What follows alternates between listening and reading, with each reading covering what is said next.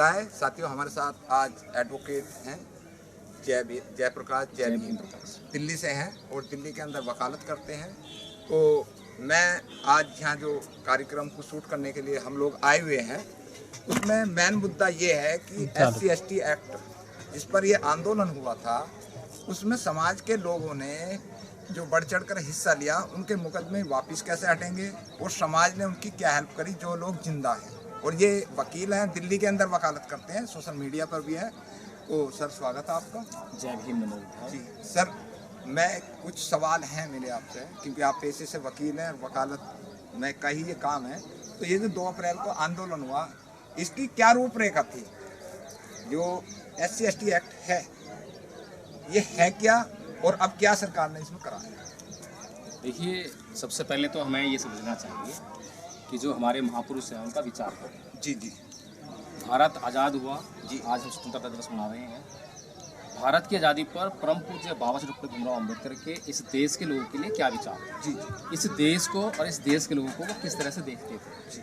उन्होंने जो है संविधान सभा में साफ साफ तौर पे कहा था कि यह देश आज़ाद तो हो रहा है, लेकिन यह देश जो है विभिन्न जातियों का, विभिन्न धर्मों का, जिसको कि हम राष्ट्रवाद के सूत्र तोड़ने का काम कर रहे हैं, लेकिन राष्ट्रवाद जैसी कोई चीज़ यहाँ पर दिखाई नहीं देती है। इस देश में अगर राष्ट्रवाद को जिंदा रखना है या राष्ट्रवाद को कायम करना है, तो हर एक नागरिक को सबसे पहले अपने आप को भारतीय कहना होगा और अंत तक अपने आप को भारतीय ही कहना होगा। उसके बाद कुछ हो सकता है, वो उसके बाद उसकी जाति हो सकती है, उसको कोई धर्म हो सकती है, कुछ भाषा हो सकती है, कुछ क्षेत्र हो सकता है, लेकिन सबसे पहले और अंत तक जो है वह केवल और केवल भारतीय है। ये बाबा साहब डॉक्टर भीमराव अम्बेडकर ने ये संविधान सभा में बातें कही थी। इसके अलावा जो है यही भी कहा था कि हमने जो है आज राजनीतिक स्वतंत्रता तो मिल गई है, राजनीतिक समानता तो मिल गई है, लेकिन आज भी हम जो है और आगे जो हमें समस्याएं फेस करनी है, समस्या का जो सामना करना पड़ेगा, बड़ी भयंकर समस्या है। वो समस्या है आर्थिक असमानता की, सामाजिक असमानता की, सांस्कृतिक भेदभावों की, जो है सांस्कृतिक जो मतभेद हैं उनकी असमानता को, उनके दंश को हमें झेलना पड़ेगा। इनको हमें जो है काउंटर करना पड़ेगा। और जो सरकारें स्थापित होंगी इस देश में, जो है संविधान के माध्यम से उनके ऊपर बहुत भारी जिम्मेदारी आने वाली है इन समस्याओं को काउंटर करने के लिए। तो स्वतंत्रता दिवस जो कि 1947 में पहला मनाया गया, उसके बाद आज हम मना रहे हैं 2023 में। अब तक जितनी भी सरकारें स्थापित हुई हैं, अगर हम उन सरकारों का हम आकलन करें, एक ब्यौरा, एक डेटा लेने का प्रयास करें कि उन लोगों ने जो है आर्थिक विषमता को इस देश में कम करने का कितना प्रयास किया, कितना वो कामयाब हुए, उनकी जो है उस काम में कितनी ईमानदारी थी, कितनी बेईमानी थी, सामाजिक विषमता को दूर करने के लिए उन्होंने क्या प्रयास किए। तो अगर आज हम 2023 का माहौल देखें, इस देश का, इस देश की सामाजिक व्यवस्था देखें, इस देश की आर्थिक व्यवस्था देखें, तो हम ये देखते हैं कि जो अंग्रेज़ों की व्यवस्था थी, वहाँ कम से कम जो है हमारे समाज को, जो कि उसकी हज़ारों सालों से आवाज़ को दबाया गया था, लेकिन वहाँ पे उसको जो है आवाज़ उठाने का एक मौका मिला था। लेकिन आज पुनः हम देख रहे हैं कि आज़ादी के 76 साल के बाद भी जो है हमें आज और ज़्यादा अच्छी तरह से आवाज़ उठानी चाहिए थी। लेकिन यहाँ पर जो कि आप देख रहे हैं कि स्तंभ का यहाँ पे निर्माण कराया गया है, आज उसके उपलक्ष्य में एक कार्यक्रम का आयोजित किया गया था। लेकिन आज जो है, जो कि संविधान हमें अधिकार देता है कि आप कहीं पर भी इकट्ठे हो सकते हैं, अपने कार्यक्रम कर सकते हैं, कुछ भी कर सकते हैं, बशर्ते कि उन कार्यक्रमों में आप जो है हिंसात्मक कोई कार्यक्रम ना करें, कोई हथियार ना लेके चलें, जो कि किसी भी जो आपका जो लॉ एंड ऑर्डर है, अगर वो डिस्टर्ब जो लॉ एंड ऑर्डर है अगर वो डिस्टर्ब नहीं होता है, तो आप कोई भी कार्यक्रम कर सकते हैं। ये संविधान के अंतर्गत आर्टिकल 19 के तहत जो है हमें स्वतः स्वतंत्रता है, इसके लिए किसी आदेश की जरूरत नहीं है। अब अगर ये सरकार जो है ये कहती है कि आपको आदेश लेना चाहिए था, तो मुझे लगता है कि आज मुझे रोड पर चलने के लिए भी सरकार से पहले इजाज़त लेनी पड़ेगी कि मुझे यहाँ से दिल्ली जाना है, बताइए कौन से रोड से जा सकता हूँ मैं। जी। तो इस तरह का माहौल जो है आज हमें देखने को मिल रहा है। और ये सब क्यों है? अभी हम रोड से आ रहे हैं, रोडों से ही आए हैं, और हमने जो है जगह जगह देखा है कि बजरंग दल वाले, विश्व हिंदू परिषद वाले जो है अपने तमाम कार्यक्रम कर रहे हैं। तो क्या उन्होंने, और झंडे भी उन्होंने उसके नहीं लगा रखे तिरंगे के, हनुमान कह रहे उसके, इनके जय श्री राम, जय हनुमान। हाँ, तो कई सवाल तो उन पे उठते हैं, कई सवाल के, जैसे कि वो जो हनुमान जी का वो लेके चल रहे हैं, उनसे पूछा जाए कि ये कौन से धर्म का झंडा है, तो फेल हो जाएंगे क्योंकि उनका कोई धर्म, उनका झंडा ही नहीं हो जाए। तो बहुत सारी बातें उनकी कहने के लिए, लेकिन हमारा जो मुख्य प्रश्न वो ये है कि जो लोग ये यात्राएं निकाल रहे हैं, तिरंगा यात्रा निकाल रहे हैं, क्या उन्होंने परमिशंस ली हैं? और अगर उन्होंने परमिशंस ली हैं, तो आप जिन्होंने परमिशंस दी हैं तो यहाँ पर जो है यहाँ भी एक कार्यक्रम हो रहा था, बहुजन समाज कार्यक्रम कर रहा था, वह वर्ग कार्यक्रम कर रहा था। तो उसकी पिछड़ा हुआ है जो कि दवा पिछड़ा समाज है, जिसकी आवाज़ उठाने के लिए बल्कि आपको प्रेरित करना चाहिए, आपने उसकी आवाज़ को दबाने के लिए उसको परमिशन नहीं दी, बल्कि आपकी परमिशन के बगैर भी वो जो काम करने की कोशिश कर रहा है, कुछ अपनी आवाज़ उठाने का काम कर रहा है, आपने उसके आवाज़ दबाने का काम किया। तो आज हम जो है देखते हैं कि 2023 में जो हमारी जो सामाजिक आज़ादी है वो हमें नहीं मिल रही है, सामाजिक भेदभाव और बढ़ गया है, अत्याचार बढ़ गया है। अभी भी जो हमारे जो अपने राजस्थान में देखा है कि पानी का घड़ा खो लेने पे मृत्यु कर दी जाती है, बिछड़ने पे, गुड़ी से गुड़ चढ़ने पे जो है आज भी ये चीज़ें इस देश में कायम हैं। और ये मैं कहूँ कि सरकारों के ऊपर संविधान के जरिए जिम्मेदारी तो है, लेकिन मैं ये समझता हूँ कि परम पूज्य बाबा साहब डॉक्टर भीमराव अम्बेडकर को इस बात का अंदेशा था कि ये सरकारें जो हैं जो इन लोगों को जो है गुमराह करके इनका वोट हासिल करके हो सकता है कि गलत मंशा के लोग जो है सत्ता में काबिज हो जाएं, और फिर गलत लोग अगर काबिज होंगे तो इनका भला नहीं होने वाला। इसीलिए उन्होंने जो है इस बहुजन समाज को विशेष तौर पर जो है एक ऐसा धम्म देकर गए सन 1956 में, जिसके जरिए उसकी जो जितनी भी समस्याएं थी, राजनीतिक समस्या हो, सामाजिक समस्या हो, कोई सी भी समस्या हो, वो दूसरे दूर कर सकते हैं। लेकिन ये दुर्भाग्य है इस समाज का कि वो परम पूज्य बाबा साहब डॉक्टर भीमराव अम्बेडकर की जो असली बात थी उसको नहीं समझ पाया, केवल एक बात को पकड़कर और उसी के पीछे में काम कर रहा है। वो बात थी कि राजनीतिक सत्ता जो है हर समस्या का समाधान है।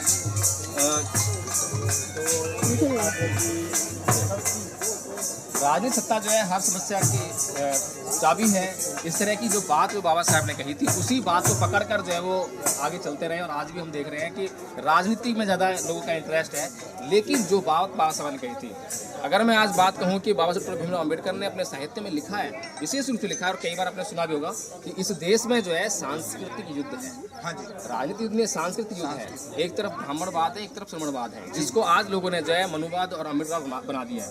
तो ये जो सांस्कृतिक युद्ध है ये क्या है, इसकी पृष्ठभूमि को समझने की जरूरत है और उस पर काम करने की जरूरत थी। यदि हमने उस सांस्कृतिक परिवर्तन को कर लिया होता, आज जो लोग जो है बौद्ध बनकर घूम रहे हैं, जिन्होंने हिंदू धर्म छोड़ दिया है, जिन्होंने बौद्ध धर्म अपना लिया है, अपने नाम के आगे बौद्ध लगा लिया है, क्या वे आज बौद्ध धर्म की संस्कृति को जो है अडॉप्ट कर चुके हैं? क्या उनके भीतर अगर हम झांक कर देखें, क्या हमें बौद्ध धर्म संस्कृति मिलती है, तो हम ये पाते हैं कि उनके भीतर जो है किसी भी तरीके से बौद्ध धर्म संस्कृति में नहीं मिलती है। वहाँ पर जो है संस्कृति तो हिंदू धर्म की है, सिर्फ बाहर का आवरण बदल गया है। सिर्फ उनके मंदिर मस्जिद जो है, जो पहले मंदिर आते थे उन्होंने बुद्ध जाना शुरू कर दिया है, उनका पहले जो गुट था वो RSS का था, तो उनका अब जो बहुजन समाज हो गया है। यही परिवर्तन हुआ है। अगर उनसे धम्म के बारे में पूछो जरा सी बात जो है कि उन्होंने बुद्ध और उनका धम्म जो किताब बाबा साहब ने लिखी, क्या वो पढ़ी है?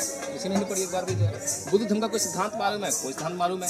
बहुत सारे लोगों को, अधिकांश लोगों को, 99% लोगों को पंचशील भी नहीं आती होगी। पंचशील के बाद जो और भी सिद्धांत हैं, जैसे कि बहुत सुंदर बात लिखी है बिल्कुल सामने जो है कि ना ही वेरेन वेरान इसमें अवेरेन चाहे समंती ऐसा नहीं सुनते कि वैर से कभी वैर शांत नहीं होता। ये ब्राह्मण संस्कृति नहीं है, ये जो है श्रमण संस्कृति है। ब्राह्मण संस्कृति हमें ये बोलती है कि वैर से ही वैर शांत करेंगे हम, जो है ईंट का जवाब पत्थर से देंगे। और यही बात हमारे नेता भी कहते हैं, यही बात जो है भीमारी वाले हों, भीमसेना वाले, तमाम लोग ये बात करते हैं कि ईंट का जवाब पत्थर से देंगे। कोई हमें एक गाली देगा, हम 10 गाली देंगे, हम जब मुँछों पर ताप देंगे।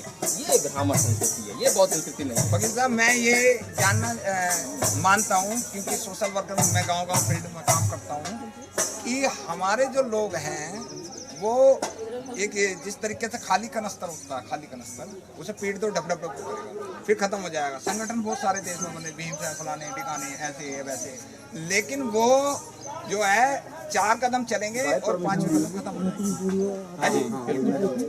क्योंकि देश में लोग हवा ज़्यादा बना रहे हैं, एक दूसरे की व्हाट्सएप फेसबुक जब से, तो बुरा ही हाल होगा, लेकिन हेल्प करने को कोई भी आदमी तैयार नहीं। ऐसा क्यों? जी, बहुत अच्छी बात कही है, और यही समस्या है, मेन समस्या हम ये देख रहे हैं। मैंने भी बहुत लंबे समय तक जो है जो संगठन स्थापित थे उनके साथ में पूरी तरह से डेडिकेट होकर काम करने का प्रयास किया, पूरा समर्पण कर दिया, अपना सारा धंधा चौपट कर लिया, दिन रात वहाँ लगे मिशन मूवमेंट के लिए जो है, जो उन्होंने कहा बिल्कुल उसको करके दिखाया, उनको जो है करके ला के दिया। लेकिन उसके बाद जो है वही चीज़ दिखाई नहीं कि उनका जो मिशन मूवमेंट कुछ और है। उनका मिशन मूवमेंट जो है नाम तो धार्मिक है संगठन का, लेकिन मिशन मूवमेंट जो अंतिम उद्देश्य जो वो राजनीतिक है। जबकि परम पूज्य बाबा साहब डॉक्टर भीमराव अम्बेडकर ने जो है ये बात और कही थी कि जो राजनीति अगर हमें करनी है तो हमें गैर राजनीतिक दलों को मजबूत करना पड़ेगा। आज अगर हम देखें, चंद्रशेखर आजाद ने पार्टी बना ली है, कोई बुराई नहीं है, लेकिन जो पार्टी बनाई है उसका आधार क्या है? क्या आपने अपनी गैर राजनीतिक जड़ें मजबूत की? मान्यवर साहब कांसी राम जी ने बीएसपी को बनाने से पहले अपनी गैर राजनीतिक जड़ें मजबूत की थी। पहले समाज को तैयार किया था, समाज को पहले वोट देने लायक बनाया था, तब उन्होंने जो है पार्टी तैयार की थी, तब लोगों से वोट मांगा था, क्योंकि उन्होंने वोट मांगने की हैसियत पैदा की। क्या चंद्रशेखर आजाद ने कोई ऐसी हैसियत पैदा की? क्या उसने गैर राजनीतिक जड़ों पर कोई काम किया? जो राजनीतिक जड़ें अब सूखने लगी हैं, जो कांसीराम जी ने हरी की थी, जो फैलाई थी जड़ें जो है, जो सूखने लगी थी, जो है, जो बहन जी के कुछ अनदेखी के कारण कहें जो है, या किसी भी कारण से कह लो कि अब जो एक पीढ़ी तैयार की थी कांसीराम जी ने, उसकी पीढ़ी के अगली पीढ़ी को देखें तो वो मिशन मूवमेंट गायब हो गया। उसका काम था कि वो जो है लगातार उसका ट्रांसमिशन होना चाहिए था, लगातार अगली पीढ़ी में पहुंचना चाहिए था, उसमें लगातार कैडर होना चाहिए था, बल्कि उसके ज़्यादा और ज़्यादा बढ़ना चाहिए था वो जो है, क्योंकि जिस हालत में जो है वो जो समाज था जब कांसीराम जी थे, उन्होंने उस समाज को उठा के बहुत अच्छी स्थिति में लेकर आए। आज आर्थिक स्थिति बहुत बेहतर है। तो आज हमारा जो कारवां था और जो हमारा कार्यक्रम था, जो आंदोलन था, वो और तेज गति से बढ़ना चाहिए था, लेकिन उतनी तेज गति से बढ़ने के बजाय उतनी ही तेज गति से पीछे आया। आज हम देखते हैं कि अगर जो बच्चे हैं, मैं भीम आर्मी के कई बच्चों से मिला जो जय भीम चिल्लाते हैं, मैं जब उनसे बात करता हूँ कि बाबा साहब के बारे में कुछ बताओ, नील बट्टा सन्नाटा है।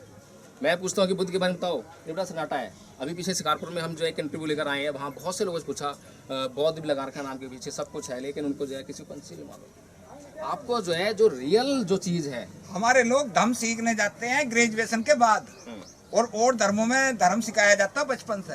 अब हमारे बच्चे एजुकेशन पे फाइट करेंगे, धर्म पे फाइट करेंगे, किस चीज पे फाइट करेंगे, ये बताओ। देखिए, बिल्कुल यही बात है। सबसे बड़ी समस्या यही है कि हमारा बच्चा जब पैदा होता है, पैदा होने के बाद जब तक वो मरता है, तो चारों तरफ का जो वातावरण है वो ब्राह्मण संस्कृति से घिरा हुआ है। आज हमें उस वातावरण को फोकस करना है कि कहाँ कहाँ किस किस हिस्से में जो है ये ब्राह्मण संस्कृति फैली हुई है, उसको हमें चेंज करना है। सबसे बड़ा जो बदलाव होता है हमारे बच्चों में, या जो भी चीज़ वो अडॉप्ट करते हैं, वो करते हैं स्कूलों से।